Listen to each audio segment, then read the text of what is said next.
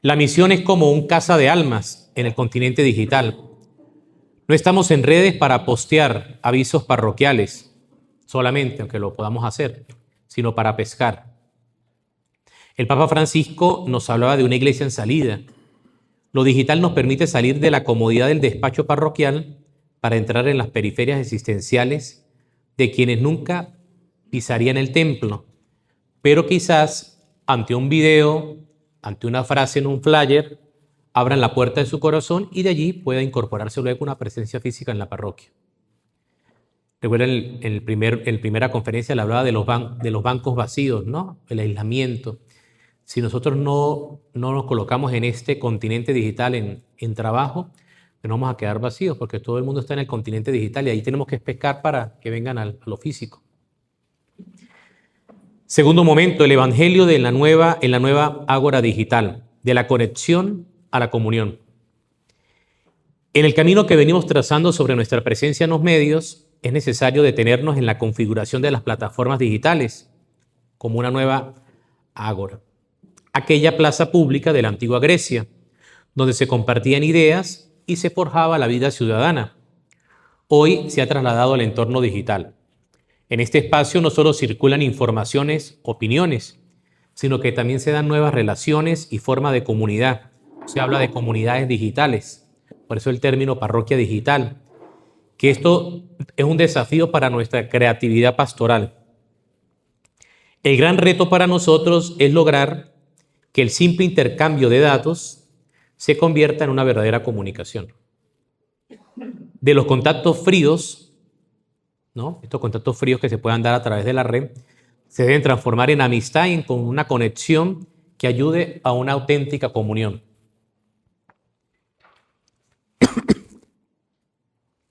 No hay mayor gratitud para un evangelizador que saber que a través de un mensaje en la red, una persona ha cambiado su día al encontrarse con Jesús, a lo mejor en la cotidianidad virtual.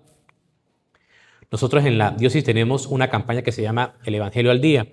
Lo que hacemos es en un flyer colocar siempre una frase, no del Evangelio, sino una frase que resuma el Evangelio. Y esto ha ayudado muchísimo. Muchas personas nos escriben por el DM, siempre manifestando, buscaba una respuesta, la encontré en esta frase, me ayudó en este momento. Tal vez uno no puede decir, puede llevar ahí una estadística de cuánto, pero al menos que una persona, ¿no? Hay una respuesta a través de este medio, ya es algo que nos debe alegrar. El gran reto para nosotros es lograr que el simple intercambio de datos se convierta en una verdadera comunicación. Espacio de aceptación y donación. Evangelizar la red no es una invasión, sino un acto de diálogo cultural, ¿no? Evangelizar en la red no es invadir, sino es un reto, un acto de diálogo cultural. Como recordaba Benedicto XVI, la diversidad cultural en el medio digital exige que no solo aceptemos al otro, sino que aspiremos a enriquecernos con su realidad, ofreciéndole a cambio lo que tenemos de bueno, verdadero y bello, que son los trascendentales del alma, ¿no? La bondad, la verdad y la belleza. Las redes sociales deben ser espacios inclusivos, un poco que hablábamos de lo inclusivo hoy. Si la buena noticia no se hace presente en un ambiente digital, corremos el riesgo de quedar en una experiencia, ¿no? Quedar fuera incluso de esa experiencia existencial de miles de personas, especialmente los más jóvenes, para quienes el mundo virtual no es una realidad paralela, sino que forma parte de su vida. A la nueva generación, la parte virtual forma parte de su vida. Estar en la red no es una moda, es una necesidad de transmitir el mensaje, es una dinámica humana actual. Nuevos lenguajes. La urgencia de utilizar nuevas maneras de evangelización no responde al simple deseo de estar al día. Lo hacemos para permitir que la riqueza infinita del Evangelio encuentre formas de expresión que alcancen las mentes y los corazones de hoy. Esto requiere realmente discernimiento. Cuando hablamos en la antigua conferencia, el pastor como discernidor, ¿no? Tiene que tener esa capacidad de discernimiento desde las características un poco de esta ética que les daba en el instrumento que les facilitaba. Curiosamente, hasta en los elementos más sencillos, hoy, los emoticones o símbolos gráficos, allí hay un lenguaje universal. Ya un simple emoticon ya transmite algo cuando uno responde. Estos caracteres que a menudo incluyen representaciones de la fe. Pensemos en las manos juntas que expresa que estamos orando, ¿no? El culto, los sacramentos, son herramientas que un diseñador y un usuario emplean para transmitir también cercanía. Cristo, el comunicador del Padre, se hace presente incluso en estos símbolos que busca cubrir la necesidad de una relación universal y trascendente. Por ejemplo, cuando empecé un poco a formarme cómo debía comunicar las noticias en Instagram recomiendan que los párrafos no pasen de 2 o 3 líneas y que tengan un emoticon que siempre vaya indicando. Si usted ve la cuenta de la diócesis, porque hay que eso crea un efecto. Si yo coloco un párrafo ya largo de 4 o 5 líneas que acompañe la imagen, nadie lo va a leer. Entonces la forma a ver, en lo concreto a lo mejor, con un emoticon, esto puede ayudar a que un mensaje llegue. Para finalizar este segundo momento, testigos de la alegría. Cada vez son más los católicos que asumen con responsabilidad su rol en la red, convirtiéndose en testigos de la alegría. La evangelización en el mundo digital debe ser permanente, no es un evento aislado, es un estilo de vida. Tal vez todos no tenemos la disposición o el carisma para estar metidos en la red, pero podemos, y aquí un poco en esto hay que tener cuidado, pero a la vez también un riesgo. A veces nosotros pues no podemos manejar las redes porque a lo mejor no tenemos el tiempo, pero es necesario formar personas que lo hagan. Pero esto es delicado cuando uno le deja a alguien la red de una parroquia, ¿no? Porque puede utilizarla, ¿no? Y no tener el cuidado para transmitir una información. Por eso montar información en una red es un compromiso y una responsabilidad. Si hablamos de la red institucional de una parroquia o de la diócesis, entonces hay que tener mucho cuidado cuando hay este manejo de lo que se presenta. Al publicar la salvación de Jesucristo no solo lanzamos palabras al aire, sino que estamos invitando a los demás a brindarles a Dios un instante de tiempo en medio de su navegación. Nuestra tarea es seguir habitando en la plaza pública, que es este continente digital, con la certeza de que el Espíritu Santo nos precede. En esto es importante también tener el elemento de fe. O sea, incluso tengo que orar para saber, ¿no? Discernir y saber qué es lo que tengo que comunicar, cómo comunicar, un poco como la oración al Espíritu Santo, ¿no? ¿Qué debo decir? ¿Cómo debo presentarlo? ¿Cómo debo transmitirlo? ¿Qué debo? ¿Eso es conveniente esto? ¿No es conveniente? Alguien me decía ahorita al inicio cuando entré, ¿qué pasa cuando a uno lo atacan por las redes? Bueno, a veces es importante uno no contestar, ¿no? Porque hay que saber que estamos en niveles distintos. Yo no puedo bajarme a un nivel que a lo mejor no va con la competencia de lo que yo represento. Entonces no puedo caer en la misma, ¿no? Hay que saber, porque a veces uno se expone incluso cuando contesta, ¿no? Entonces hay que tener en eso discernimiento. Que nuestra presencia en la red sea siempre un puente que lleve del teclado al encuentro, de la pantalla a un abrazo en la fe. Vamos con el tercer momento, que es la proximidad y el kairos, la respuesta a la realidad trujillana. Rompiendo las barreras del aislamiento. La diócesis de Trujillo conoce bien el sufrimiento de la distancia, la falta de combustible, las vías colapsadas por la lluvia o la carestía del transporte, que ha creado una nueva forma de exilio, incluso personas que les cuesta llegar a sus lugares por todas estas características dentro de sus propios pueblos. Hablemos del kairos, que es un tiempo de gracia. Lo digital ofrece la oportunidad del encuentro oportuno. Mientras un fiel espera horas en una cola de gasolina, o mientras una madre en un caserío lejano no puede bajar al pueblo, a lo mejor el mensaje del Evangelio llega a su mano a través de una red. Esto es un kairos. Dios entrando en el tiempo del hombre de forma inesperada. La proximidad digital. La tecnología nos permite ser prójimos, cercanos. Un mensaje de voz del párroco a un enfermo a través de WhatsApp es una forma de presencia que rompe la barrera física. No sustituye ni la visita ni el sacramento, y eso hay que también explicarlo. Pero puede acompañar a un enfermo con un mensaje de WhatsApp, porque esto lo puede ayudar a sostener y prolonga incluso la experiencia de fe. Tal vez para nosotros, a veces como estamos a veces en la piscina del agua bendita, poco valoramos lo sagrado. A veces como tenemos tanta cotidianidad como que nosotros los curas perdemos como ese valor de lo sagrado. Pero a lo mejor un mensaje que yo le envíe a un enfermo, a ese enfermo lo puede confortar muchísimo. Porque recordemos que nosotros somos también emociones y en un paciente la emoción juega muchísimo. Ahí viene la parte somosomática, ¿no? Cómo somatiza una persona a través de cómo enfrenta una enfermedad, la tristeza, por ejemplo. Y yo, que soy ministro, puedo acompañar a una persona a través de un mensaje, que para mí puede ser hasta superficial, cuando estoy con tanto contacto con lo sagrado, que me parece que ya lo coloco hasta en un plano superficial. Segundo punto, la parroquia digital como puerta estrecha. Debemos presentar lo digital como el vestíbulo del templo, ¿no? Aquel vestíbulo recuerda el templo de Jerusalén para entrar al Santo Santorum. El objetivo teológico no es que el fiel se quede en la pantalla, vuelvo a insistir en esto, sino que la pantalla le despierte el hambre de la comunidad parroquial física. Lo digital es la red que recoge, que pesca, pero el banquete se sirve en la parroquia digital, territorial. Eso no lo podemos negociar. El banquete se sirve en el altar territorial. Cuarto momento, el sacerdote en la evangelización de la cultura digital. Primer punto, fundamentación en el plan pastoral. El mundo digital está lleno de algoritmos, incluso de odio y polarización, ¿no? Si uno se pone a ver los comentarios, un 60%, a veces hasta 80%, es un lenguaje brutal, ¿no?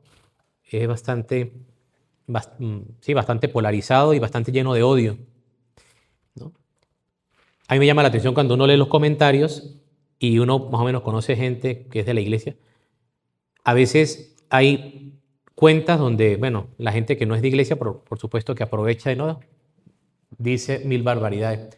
Pero una cuenta donde hay gente de iglesia, comienzan a defender la fe, comienzan a defender el sacerdote incluso, ¿no? Que empiezan a tener como ese punto también de defensa de la fe.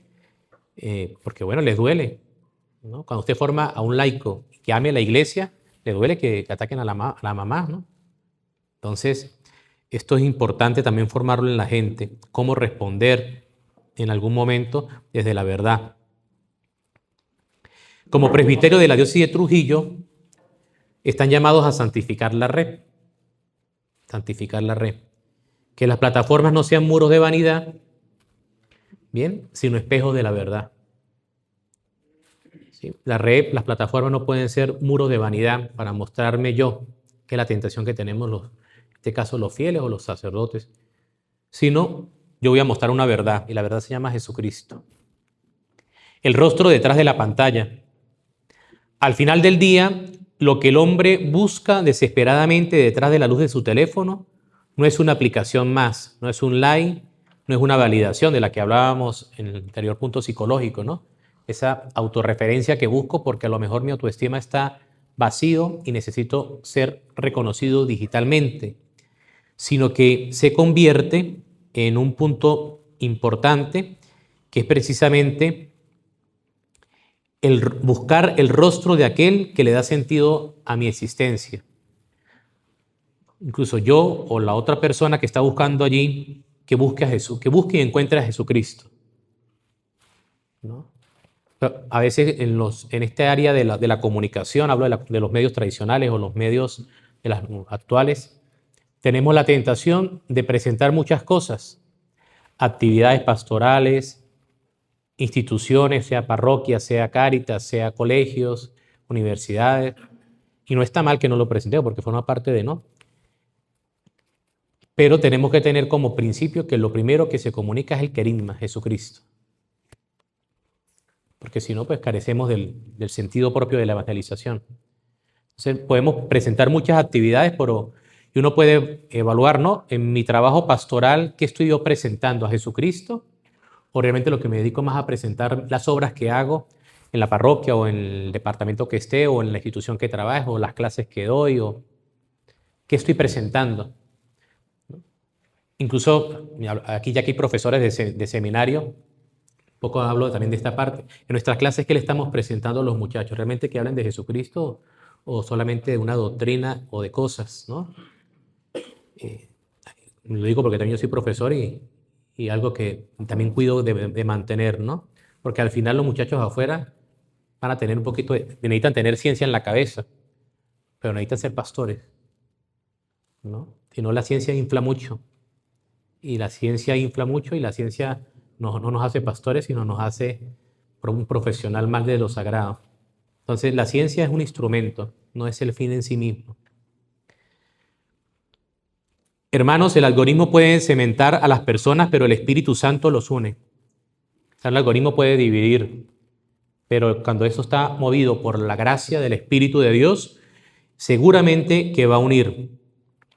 Seamos pastores que no teman navegar en estas aguas profundas. No buscamos seguidores, buscamos discípulos. El Señor buscó no seguidores solamente, sino discípulos. No busquemos vistas, busquemos almas.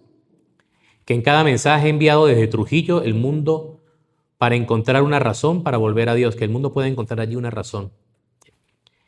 Segundo punto, el análisis de la diáspora. Podemos escuchar su experiencia desde aquellos trujillanos en el exterior, que para justificar que la plaza pública, es decir, la red de Trujillo, ahora es global.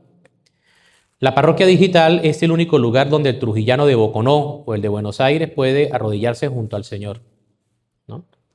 Es necesario abordar el miedo legítimo del sacerdote a que lo digital profane lo sagrado o vacíe los templos.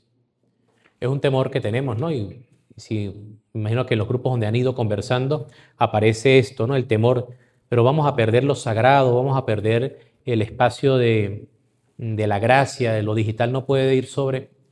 Un poco lo que he querido irles mostrando a lo largo del día es que no son cosas que no son divergentes, o sea, que van hacia lados distintos, convergen. Teniendo claro que lo digital es una herramienta y que el fin último es lo territorial, donde se celebra el altar de lo sagrado. Y esto no nos va a vaciar los templos, todo lo contrario. Si hacemos un buen trabajo evangelizador con estos criterios que les he ido ayudando, estas herramientas que les he venido dando para discernir, seguramente los templos van a ir aumentando en la presencia física. Hagan la prueba y verán. En el otro año, si me invitan otra vez, me dicen, no, padre, usted lo que dijo, esto no funciona. Lo digo porque lo he podido comprobar en mi parroquia. Entonces, a menos ese ensayo-error, sé que funciona.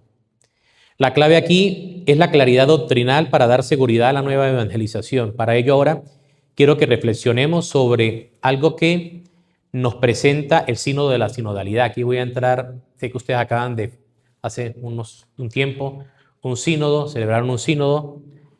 Ese sínodo pues ha venido de una otra manera, ¿no? Teniendo algún eco a lo largo de este tiempo. Quiero hablarles sobre 4 claves que el sínodo de la sinodalidad, con eso termino esta conferencia, nos habla sobre la evangelización digital. Bien, es decir, lo que dice la Iglesia Universal. El mundo online, con su diversidad, sus oportunidades y sus desafíos, se ha convertido en una matriz cultural para el compromiso de la Iglesia en el mundo. La presencia eclesial en la cultura digital comenzó hace años y ha sido principalmente una iniciativa impulsada por diferentes jóvenes, individuos, aunque a partir del pontificado de Benedicto XVI, la Santa Sede empezó a utilizar algunas plataformas sociales, incluso a crear sitios web dirigidos de manera especial a los jóvenes. El fenómeno de la presencia digital eclesial se ha desarrollado en gran medida como una iniciativa de base, guiada por personas que utilizan sus propias cuentas en redes sociales, que son los famosos que se llamaban al inicio influencers, pero luego en el último encuentro del jubileo, ¿no? Sabiamente la Iglesia los convocó y les dio un término que es un poco más diciente. ¿Cuál es? misioneros digitales. Por eso, en la iglesia, desde mi punto de vista, no se deben llamar influencers, sino misioneros digitales. Todos tenemos ese envío como San Pablo, entrar en ese continente, navegar y tirar la red. Los que evangelizan en el entorno digital, compartiendo el mensaje del evangelio en redes sociales, blogs, canales o aplicaciones, pienso que es una oportunidad para intercambiar experiencias y fortalecer nuestra misión común. El documento final del sínodo desarrolló esta idea llamando a la acción de una iglesia sinodal. Cito lo que dice el sínodo. La difusión de la cultura digital, especialmente evidente entre los jóvenes, también está cambiando profundamente la percepción del espacio y del tiempo, incluyendo en las actividades cotidianas, las comunicaciones y las relaciones interpersonales, incluida la de fe, ofreciendo al mismo tiempo nuevas oportunidades y posibles riesgos. Esto es un poco lo que yo he venido hablando, pero luego ahora con una cita del sínodo decimos, bueno, la iglesia nos está diciendo nuevamente, tenemos que recobrar espacios, tiempos, en las actividades cotidianas para establecer todo tipo de comunicación. O sea, no hay que, como decía San Pablo, a tiempo y destiempo, no perder los espacios, no perder los momentos. Ahora les quiero ofrecer una reflexión sobre el mundo digital en estas 4 frases que lees, en estas 4 claves, bien, que son las siguientes. Primero, el discernimiento eclesial. Segundo, la formación. Tercero, el discípulo misionero. Y cuarto, la comunidad. Discernimiento eclesial. El mundo digital abre perspectivas significativas para una comprensión sinodal. Si bien es en sí mismo objeto de discernimiento eclesial, al mismo tiempo lo favorece mediante el desarrollo de vínculos con los fieles, forjando relaciones necesarias para dicho discernimiento. Es decir, uno no puede discernir nada si usted no tiene una relación con un grupo de personas, ¿no? Porque escuchar, sabemos que el sínodo es escuchar y caminar juntos, nos ayuda a que la información y los conocimientos que se compartan, por eso usted ve en la dinámica un poco del curso, es que podamos también compartir de forma grupal, de forma individual, que ustedes me escuchen, yo los escucho, y vamos haciendo o vamos creando también un contenido reflexivo, porque no es solamente que ustedes vengan a recibir información, sino, vamos a ver cómo vamos aterrizando esto, cómo vamos encarnando, cómo vamos reflexionando. El discernimiento ya ha comenzado si consideramos que el número de jóvenes que hoy en día han emprendido actividades digitales en todo el mundo es una cosa bárbara, ¿no? Esto está extendido en muchos sitios web que dirigen jóvenes, en páginas, en feed de redes sociales, el empleo habitual del correo electrónico, reuniones en línea por Zoom, así como transmisión de streaming o liturgias o eventos. Y para eso tenemos a Carlo Acuti, ¿no? Que ese creo que un modelo, un joven millennial, santo, que la iglesia coloca como modelo, es decir, no está diciendo que esto no es válido, ya una persona que es santa lo utilizó como medio. Estas prácticas muestran que la iglesia debe asumir los medios digitales no como un recurso de emergencia, sino como un modo de estar junto a las personas en la vida cotidiana. Y ahí hay un punto clave. A través de las redes, de las plataformas, yo puedo estar en contacto con la gente todos los días. Si usted tiene un canal de WhatsApp o un grupo de WhatsApp, usted puede enviar un mensaje en la mañana, un mensaje en la tarde, el evangelio, ¿no? Imagino, levante la mano los que en sus parroquias tienen grupo de WhatsApp. Bueno, como un 40%. Es una oportunidad. Todos los días, a menos la gente tiene contacto con el párroco, al menos en la mañana el evangelio, en la tarde le envía, qué sé yo, un video que consiguió. Y usted no tiene que trasladarse. Con esas personas usted tiene un alimento semanal. A lo mejor lo ve el domingo. Pero hay un alimento semanal que usted le está dando, un insumo, que a lo mejor se mete en esa red y entonces ese algoritmo que esa persona revisó le va a seguir lanzando otro algoritmo de la misma información. Bien, pero si yo no le mando nada y otra persona le manda otra cosa que no es tan ética, ¿ya sabe a qué me refiero? ¿No? Estamos perdiendo espacio. Estas prácticas muestran que la iglesia debe asumir estos medios digitales, como les decía, en la vida cotidiana. Esto requiere mucha escucha, mucho aprendizaje y sobre todo humildad para acercarse al ambiente digital. La iglesia no ha inventado lo digital. No, esto ya existe. Digamos, no fue la iglesia la que lo inventó. Tampoco puede controlar su uso, tampoco lo hace. Pero puede aprender de su cultura, de su lenguaje y de sus formas de expresión. La evangelización y la presencia en la red deberían apropiarse de las características positivas de la esfera digital, de sus herramientas y de su modo de pensar. Pensemos en el uso de relatos, ¿no? De historias, de imágenes, de música, de acompañamiento, de dar un consejo al día o una virtud al día. Ahora los 40 retos de Cuaresma, por ejemplo, ¿no? O sea, hay tanta forma de creatividad para hacerlo. Pero este compromiso más profundo necesita y exige discernimiento, repito. ¿Cuál es el discernimiento? Ver cómo hago para buscar extender el reino de Dios y poder alejar las tentaciones que puedo tener en medio del mundo digital. Por eso hay desafíos, hay peligros. Las empresas buscan monetizar cada uno en sus aspectos, ¿no? Aquí también hay que tener cuidado porque a lo mejor, no, yo voy a tener mi canal de YouTube, entonces voy a empezar a monetizar. Eso hay que tener cuidado, ¿no? El diablo entra por el bolsillo. Entonces hay que tener mucho cuidado porque después eso se convierte en una tentación terrible. Y bueno, las empresas buscan monetizar cada uno de los aspectos, los datos personales, se convierte en mercancía. Entonces usted ya comienza a ser un objeto de mercancía para esta multinacional, ¿no? No sé si te recuerdan al padre Chucho, colombiano. Comenzó con un canal de televisión, pero después cuando el canal de televisión quiso obligarlo a hacer algo que no estaba digamos, en la línea de la fe, ¿no? Él le tocó decir, no, aquí ya no puedo yo, ¿no? Y entonces eso le trajo problemas, que había firmado un contrato. Bien. Entonces se complican las cosas. ¿Sabes? Esto es un mundo que hay que tener un discernimiento porque si no te va absorbiendo y va entrando allí.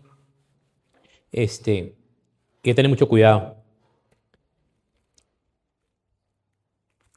Las personas adoptan comportamientos negativos que van desde el acoso hasta la explotación sexual. En estos y otros desafíos, el discernimiento eclesial ayudará a distinguir el bien del mal.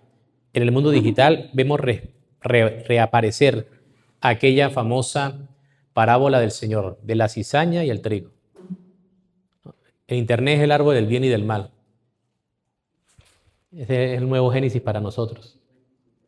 Ahí usted decide todo el bien que puede encontrar, también todo el mal. Le toca tener discernimiento. Para eso, ¿no? La catequesis del silencio, la adoración eucarística, la oración, tener verdades claras, ir a donde apuntando, ver que el objetivo es establecer el reino de Dios, no empezar a buscar mostrarme yo, sino Cristo y la iglesia, soy el instrumento. Cuando uno tiene varias claridades, uno va, hay cosas que uno tiene que ir diciendo, no, este criterio sí, esto no funciona. Bien, yo trabajo con 3 periodistas y ellos a veces me llegan y me dicen, padre, mamá, y digo, no, esto no, por esto, vamos por acá, vamos con calma por acá, esto sí lo vamos a hacer. Bien, y les tengo que explicar. Bien. Por ejemplo, como una cosa que me pasó al inicio, le mandé a hacer a una nota, era sobre Cáritas, Cáritas Internacional que estaba en la diócesis, y yo dejé que hiciera la nota, y me colocó que Cáritas era una ONG. Después me llamó, y ¿qué pasó aquí? ¿No? Entonces, claro, a veces uno puede confiar cosas que supone, pero la persona no sabe de reacción eclesial. Bien, entonces son cositas que uno tiene que estar muy pendiente porque cualquier cosa que tú comuniques hay que estar al tanto. Entonces, para mí la clave es discernir, pero uno discierne cuando tiene conciencia formada. Si uno no se forma, si no nos formamos por eso le colocaba esto, ¿no? Así como las calzadas romanas la utilizaron los primeros cristianos, así como la imprenta la utilizó el siglo XVI y todo el paso a la edad moderna para llevar la Biblia, así como también en ese siglo XVI los evangelizadores españoles llegaron aquí no con el castellano, sino que se inculturaron aprendiendo nuestra lengua de los nativos para poder llevarnos el evangelio. Nosotros, ¿cómo lo vamos a hacer ahora con tantos medios? ¿No? ¿Cómo no nos vamos a involucrar con este continente digital? Es un desafío, pero tenemos muchas oportunidades. Bien, entonces clave este principio, primero, el discernimiento. Bien. Voy con el segundo punto, que es la formación. El sínodo subraya que para poder discernir hay que formarse y hay que formar discípulos en el mundo digital.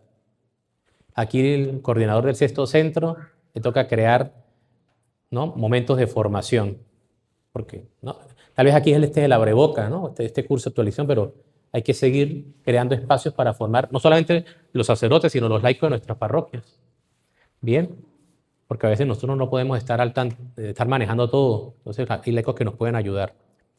En primer lugar, para explorar nuevas maneras de ser comunidad eclesial, la Iglesia y los agentes pastorales necesitan una formación propia. Quienes trabajan en este ámbito deben encontrarse regularmente con sus obispos y sacerdotes responsables en la diócesis, quienes por un lado pueden ofrecerles guía y acompañamiento espiritual y por otro escucharlos y aprender de ellos. Dado que el trabajo de los ministros digitales implica catequesis, evangelización, anuncio querigmático, quienes están involucrados en él necesitan también una orientación y formación espiritual. Muchos, movidos por el discernimiento a compartir aquello en lo que creen en el ámbito digital, pueden descubrir que necesitan un fundamento más sólido de la fe. Todos los que tienen vínculo en lo digital necesitan formación para aprender a conectar a quienes exploran la fe con la espiritualidad cristiana en línea. Esto es una riqueza de nuestras comunidades. Pensemos periodistas que estén en nuestras parroquias o personas que trabajen en medios de comunicación. A veces ellos tienen la mejor intención, pero si no están formados, si no tienen un acompañamiento espiritual, si no tienen experiencia de Cristo, ¿no? Yo les insisto mucho a los agentes comunicacionales que tenemos en las formaciones. Ustedes pueden aprender aquí mucha técnica, le damos técnica de video, de oratoria, manejo de muchas herramientas, pero si usted no tiene una experiencia con Jesús en la vida personal, esto está a medias. A medias. Las dos herramientas. En segundo lugar, la formación necesaria para actuar en el ámbito digital va más allá de una dimensión espiritual y se extiende también a la práctica. A ver, la espiritual es lo primero, pero luego venimos a la práctica. Tenemos que tener centros con recursos Aquí también es un reto para el Sexto Centro, en el plan pastoral. Cómo ir creando recursos para la formación, en los que las personas puedan encontrarse y acceder a materiales para compartir ideas, buenas prácticas en el espacio digital. Tal vez uno puede decir, no, pero ahorita va a ser como muy rápido. No, es que estamos preparando la iglesia de los 10 años, dentro de 10 años en Trujillo. Dentro de 10 años, Trujillo, ¿cómo va a responder a todo este continente de personas que van a estar? Y si, como todo va, a lo mejor regresa mucha gente, ¿no? ¿Cómo vamos a responder? Hay que también ir creando espacios para la formación poco a poco. Tercer lugar, de la formación. Además de fortalecer su propio ministerio digital, la Iglesia y sus ministros deben ofrecer también formación a quienes se encuentran en línea. Esto puede asumir muchas formas: acompañamiento espiritual, reflexión ética, orientación incluso en el mundo político, en la opinión pública. Este entorno digital puede convertirse en un espacio de formación que nos acerca a Jesús y a la verdad. Esto nos ayuda a promover virtudes, respeto. A veces nosotros podemos decir, pero es que la gente es a veces muy abusiva al hacer comentarios en la red. Pero nosotros hemos formado hemos hecho la contraparte. ¿Qué estamos haciendo para, a nivel ético y de opinión pública, cómo respetar la dignidad de la persona? Allí también tenemos que formar, ¿no?, al quien nos escucha, porque a lo mejor hay que promover más virtudes, más respeto, más amabilidad, el manejo en el ambiente digital. Entonces, también hay que formar en eso. Y por último, en este segundo punto de la formación debe tener unas orientaciones éticas y sobre todo en la política pública. Hay que estar muy preparado también en cómo responder en la opinión pública, porque a ustedes lo van a entrevistar. De repente sucedió algo en su parroquia y llegaron los medios y lo agarraron, ¿no? ¿Qué es lo que yo tengo que decir? Porque yo soy el párroco, ¿no? O soy el vicario de tal centro, de tal vicaría o de tal responsabilidad. Ajá, ¿yo cómo voy a hablar? ¿A nombre de Johnny como persona o a nombre de la iglesia? Porque lo que yo diga, si yo tengo un oficio ministerial, es en nombre de la iglesia. Yo a nivel de opinión pública, ¿cómo respondo? ¿Qué puedo decir? ¿Hasta dónde debo decir? ¿No? Y esto, por ejemplo, con mi obispo, cada vez que sucede algo que hay que, cuando hacemos las ruedas de prensa, nos sentamos primero y organizamos. O sea, ¿qué es lo que usted puede responder, monseñor? ¿Hasta dónde? Las preguntas que pueden salir son estas. Y preparamos la rueda de prensa. Bien. Y él, pues también dice, no, esto, ¿no? Ya la conferencia ha dicho esto ya lo hemos, y ya vamos con un plan para una rueda de prensa. Pero también le digo, prepárese porque después de esta misa pontifical, los periodistas normalmente van a pedir, y él no se niega, normalmente después de cualquier pontifical hay un espacio para hacer declaraciones. Porque también es la voz del pastor que tiene que dar una palabra, entonces aprovechamos. Bien, pero así como le pasa al obispo, le puede pasar también a cualquiera de ustedes en su oficio. Bien, para cuando le toque cubrir. Entonces también hay que formarse en esto, cómo y qué debo decir en nombre de la iglesia. Hay dos cosas importantes, verdad y prudencia. Esas dos cosas hay que trabajarlas. Tercer punto, el discipulado misionero.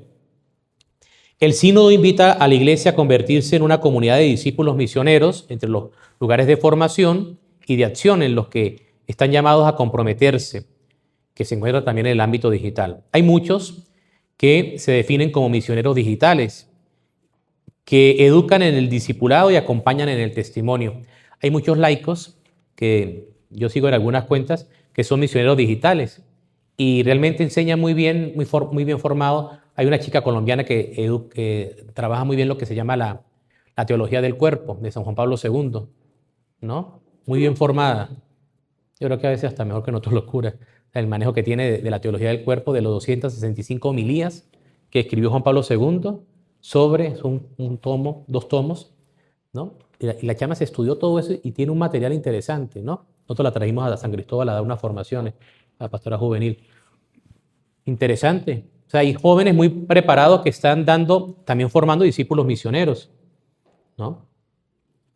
Es necesario recordar que no solo somos creadores de contenido, sino que somos testigos. Por eso cuando yo construyo una plataforma en mi parroquia, tengo que tener claro, estoy construyendo un puente para salvar a personas también. O sea, construyo también un puente para salvar. Los misioneros en línea, como todos los misioneros, deben asumir tareas fundamentales en el Evangelio. Tratar de formar a través de esas plataformas, acompañar, hacerlo de una manera natural, fresca, de manera un lenguaje cercano, sencillo, un lenguaje que sea muy, muy entendible. Esto para poder llegar a todos y tener un reconocimiento en la red de la evangelización. Estos espacios por eso el Señor al resucitar dijo, vayan por todo el mundo y anuncien el Evangelio. Y para finalizar, el último punto que es la comunidad. El sínodo pide una iglesia capaz de alimentar las relaciones. Si primero es el discernimiento, luego es la formación, luego somos discípulos misioneros, y como misioneros vamos, ¿no? No sé si recuerdan que Francisco aclaró que no es discípulos y misioneros no con el i, sino que es una sola palabra. Porque el discípulo es el que aprende, el misionero el que anuncia, pero uno está siempre en esa la doble cara de la moneda, ¿no? Uno está aprendiendo y está anunciando, está aprendiendo y está anunciando, anuncia y aprende. Por eso la palabra es una sola, ¿no? Una sola categoría, discípulo, misionero. Y por esto se aprende en comunidad, en comunidad. Lo que yo les decía, nosotros no vamos a ser felices con cosas, sino en relaciones con personas. La felicidad del hombre está en la relacionalidad. Esta invitación se extiende también al mundo digital, donde podemos tener también relación con otras personas y podemos luego pues, invitarlas a la presencialidad. Es hermoso estar juntos en persona. Lo que verdaderamente nos une no es la web, sino algo que trasciende. Es el mismo Dios el que nos une. La iglesia siempre ha sido una red, no hecha de conexiones en línea, sino de personas. Estas relaciones personales generan comunidad. Ahí reside el desafío de esta iglesia en el mundo digital. Es necesario promover comunidades. Por ejemplo, lo que sucede en línea con la vida de las parroquias. La gente cuando a través de las diferentes plataformas que ustedes utilicen, coloco el WhatsApp, que es la más sencilla, la que podemos tener todos, que la gente se sienta acompañado con un mensaje diario del párroco, yo creo que va a tener un efecto, si quieren hagan la prueba. Un mensaje del párroco, un mensaje de voz, una pequeña reflexión del Evangelio, una motivación, una oración por los enfermos, una catequesis de la liturgia, un mensajito que usted le quita 5 minutos o una hora preparando y 5 minutos diciéndola, ¿no? Y ya llega. Es necesario promover esto en las comunidades. La hospitalidad y la acogida deben ser rasgos distintivos de nosotros. Hospitalidad y acogida. También cambiar el lenguaje, no ser tan juzgativos con la gente, no ser tan negativos que todo esto no se puede, esto no sirve, esto no se... Sino, no, ser proactivos, creativos, positivos. Si se puede, tenemos esperanza, vamos para adelante. Porque incluso eso nos enferma a nosotros. Si nosotros como curas somos siempre en un sentido negativo, todo está mal, nada sirve, todo está hecho un caos, pues eso a mí me enferma. Y termino yo igual por dentro, ¿no? De la abundancia del corazón. O sea, lo que yo tengo dentro es lo que yo expreso. Si yo soy proactivo, creador, vamos, adelante, ánimo, aunque se esté derrumbando esto, vamos a construir, que aquí podemos tirar las bases en otro lado. Vamos a echarle pichón a esto. Recordé que la hospitalidad y la acogida son dos cosas importantes que nos ayudan a tener este contacto digital. Con eso termino esta tercera conferencia y quisiera, no sé si hay alguna pregunta.